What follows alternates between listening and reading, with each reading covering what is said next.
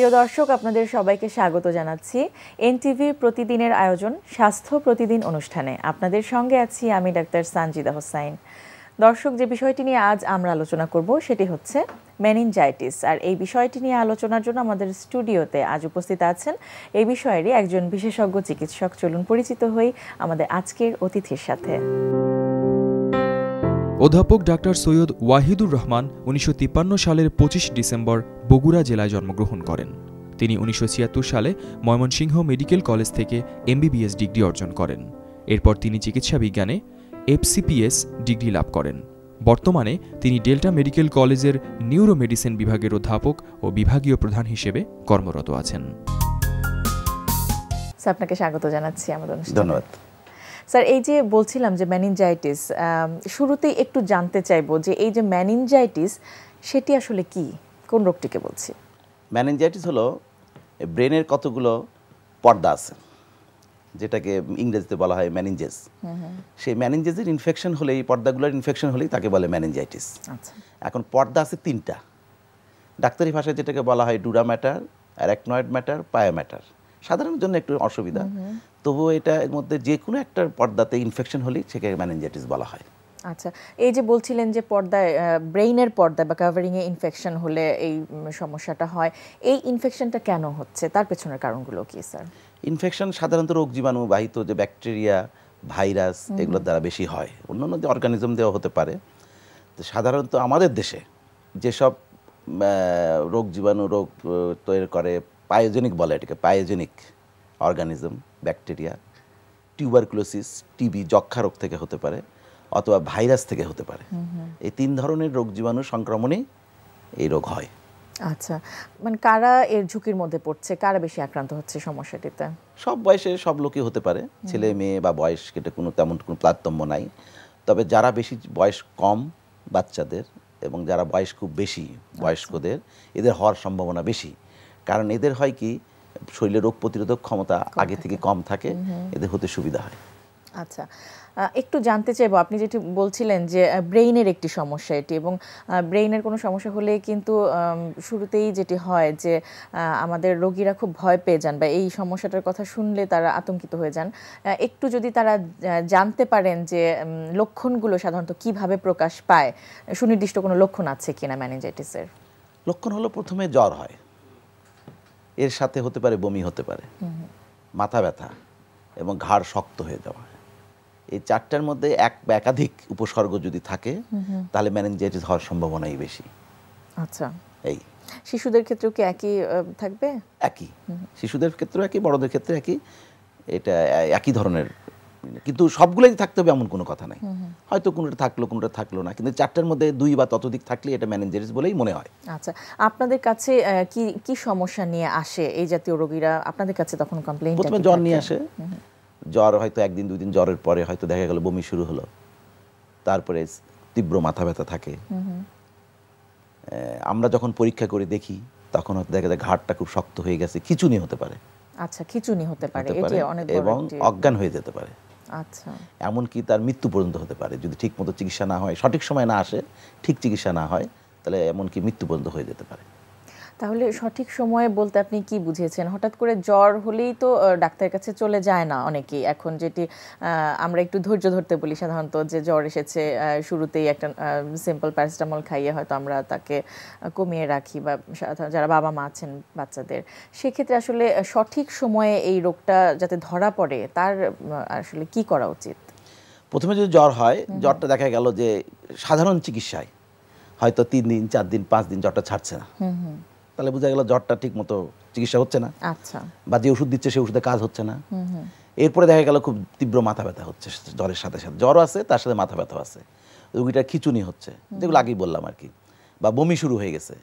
তখন আর দেরি না করে দ্রুত ডাক্তার বা হাসপাতালের মানে হেল্প নিতে হবে।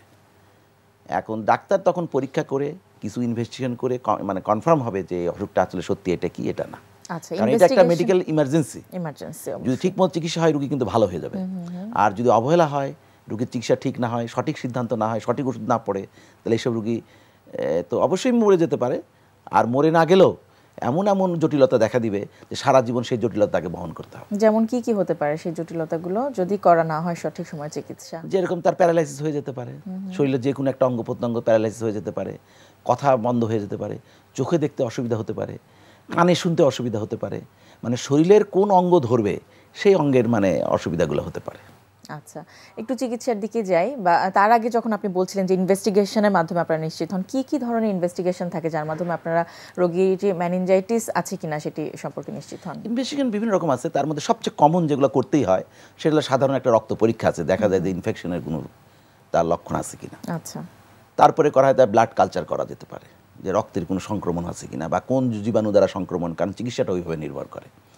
3 নম্বর যেটা খুবই জরুরি সেটা হলো তার, আমরা বলি যে সিএসএফ, তার কোমরের যে মেরুদণ্ডের হাড় আছে তার ভিতরে যে মানে স্পেস আছে, সেরিব্রাল স্পাইনাল স্পেস বলে সেটাকে, সেই স্পেসের ভিতরে আমরা সুই ঢুকে এখান থেকে ফ্লুইড তৈরি করি, সিএসএফ, সেরিব্রাল স্পাইনাল ফ্লুইড।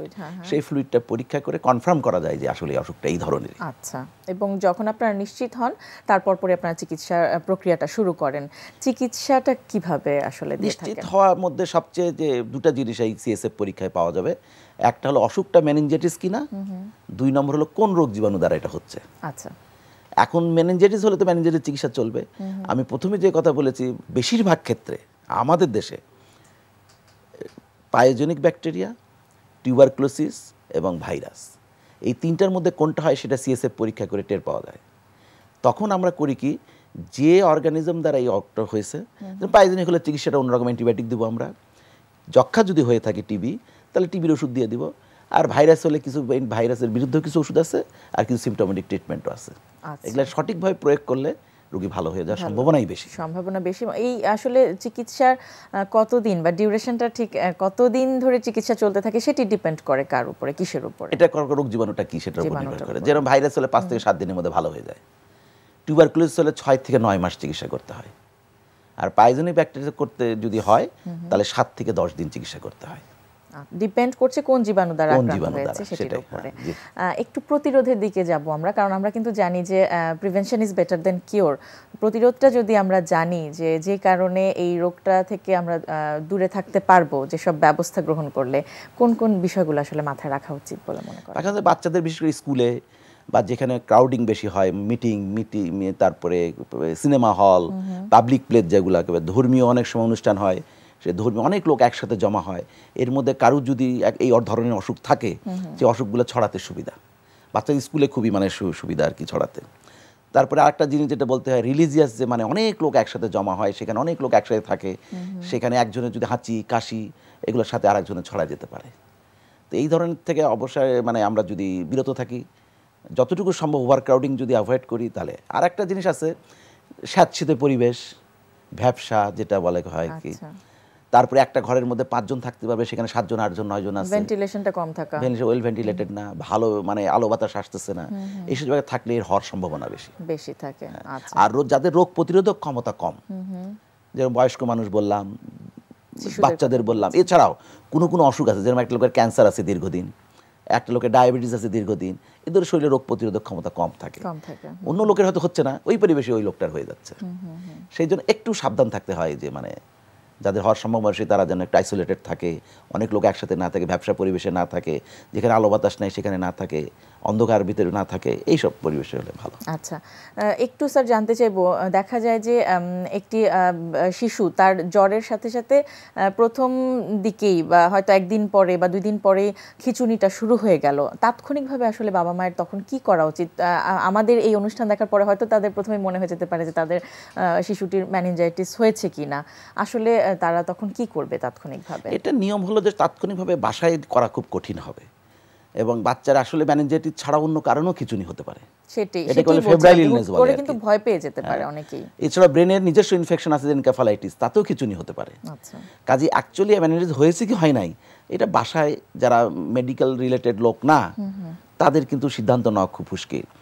সেই জন্য এটা নিয়ম হলো, যদি জ্বর হয় সাথে খিঁচুনি থাকে, সাথে যদি বমি হয়, এই 3টার বা 2টা একটা যে কোনো একটা থাকলেই নিকটস্থ ডাক্তার বা হসপিটালের হেল্প নিতে হবে, এটা হলো নিয়ম। এছাড়া তো আমি মনে করি বাসায় খুব বেশি করার থাকবে না, বাসায় শুধু জ্বরটা যেন নামায় রাখা যায়, সেজন্য প্যারাসিটামল জাতীয় ওষুধ খাওয়ায় জ্বরটা যেন বেশি না বাড়ে সেটা নিয়ে আচ্ছা, আর এই জাতীয় রোগীদের কি আপনারা হসপিটালাইজড হওয়ার পরামর্শ দেন নাকি সেটি বাসা থেকে? না না না, এটা একটা মেডিকেল ইমার্জেন্সি, এটা অবশ্যই হাসপাতালে যেতে হবে, কারণ পরবর্তী যে কাজগুলো করার এটা বাসায় করা যাবে না। আমার আগেও আমি বলেছি এই কথা, আবার বলতেছি যে যদি ঠিকমতো চিকিৎসা হয় এরা কিন্তু ভালো হয়ে যাবে, আর ঠিকমতো চিকিৎসা না হলে এরা কিন্তু খারাপ হয়ে যাবে। কাজে ভালো হওয়া তো দরকার, অবশ্যই বাসায় মোটেই রাখা ঠিক হবে না। স্যার চমৎকার বললেন, অনেক অনেক ধন্যবাদ। ধন্যবাদ। প্রিয় দর্শক, আমরা শুনছিলাম ব্রেইনের একটি জটিল সমস্যা ম্যানিনজাইটিস, এই বিষয়টি নিয়ে বেশ কিছু গুরুত্বপূর্ণ তথ্য। যে পরামর্শ আমাদের আজকের অতিথি আমাদের দিলেন, আশা করছি সেগুলো আপনাদের উপকারে আসবে। আজকে আমরা দেখাবো হ্যান্ডসের একটা মুভমেন্ট, সেটাকে আমরা সুপারসেট প্রোগ্রামে নিয়ে যাবো। ট্রাইসেপ এবং বাইসেপটাকে আমরা একসাথে হিট করব। এক্সারসাইজটা সবাই যারা জিমে যারা যাচ্ছে তাদের জন্য একটা বেসিক মুভমেন্ট, সবাই এক্সারসাইজটা করে, কিন্তু যে রিজনে আমরা এক্সারসাইজটা করবো এর সাথে আমরা কিছু ট্রিক অ্যাড করে দিব।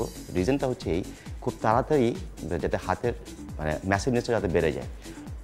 অনেকে যারা জিমে যাচ্ছে অথবা যারা এক্সারসাইজটা পিক আপ করেছে, অনেকদিন এক্সারসাইজ করার পরও দেখা যায় যে হাতের ভিজিবল ওই পরিমাণ চেঞ্জ হয় না, তখন একটু হয়ে যায়, ওরা অধৈর্য হয়ে যায়, খুব তাড়াতাড়ি হাতটাকে করতে চায়, বাড়াতে চায়।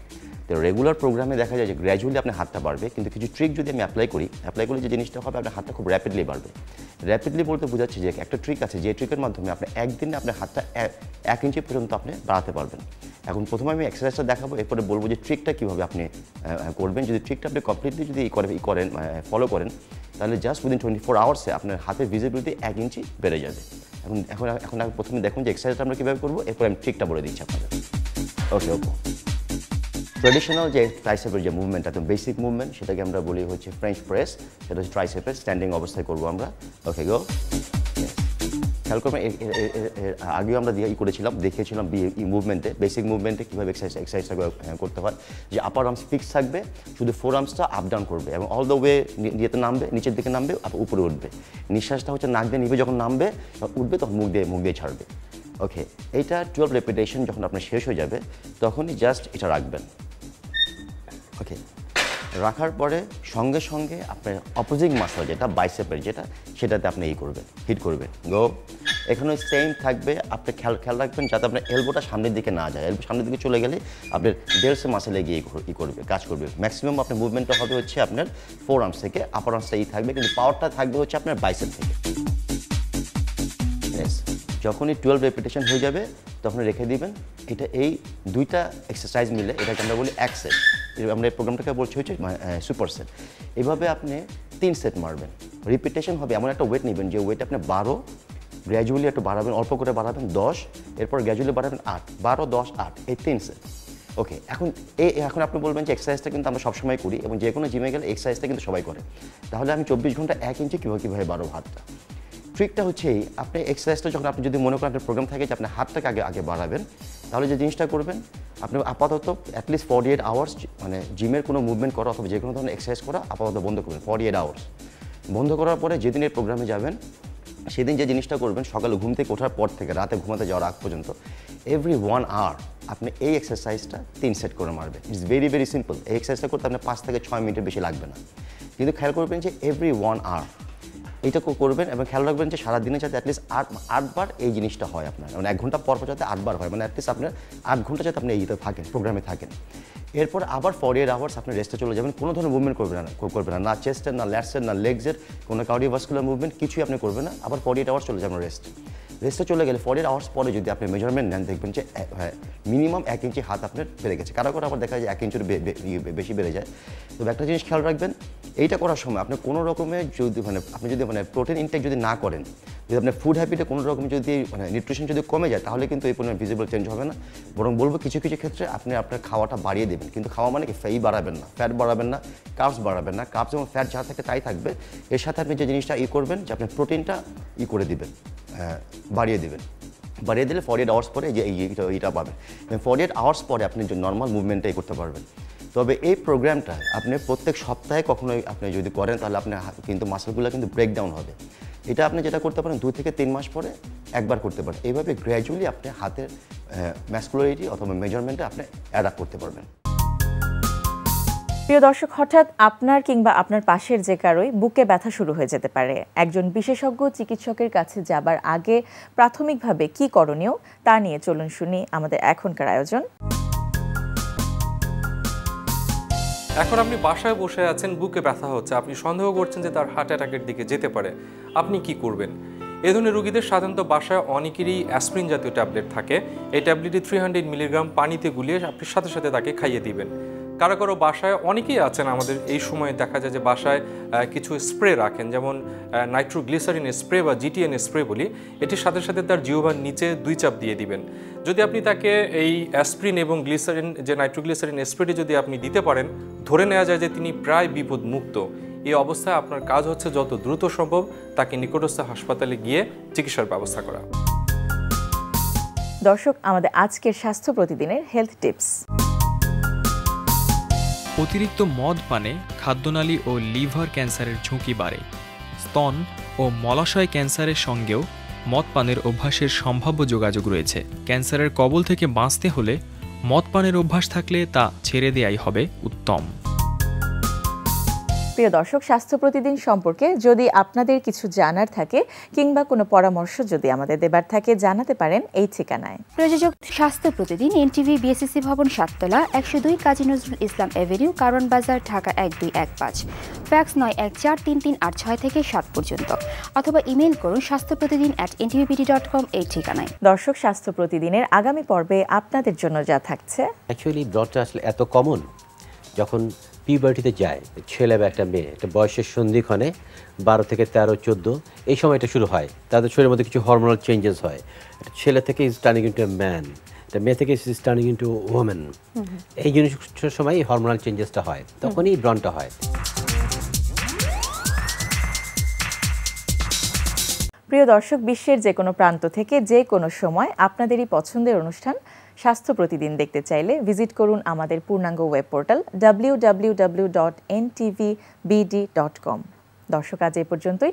আপনারা সবাই ভালো থাকুন, সুস্থ থাকুন। আগামীকাল আবারও দেখা হবে ঠিক একই সময় এনটিভির পর্দায়।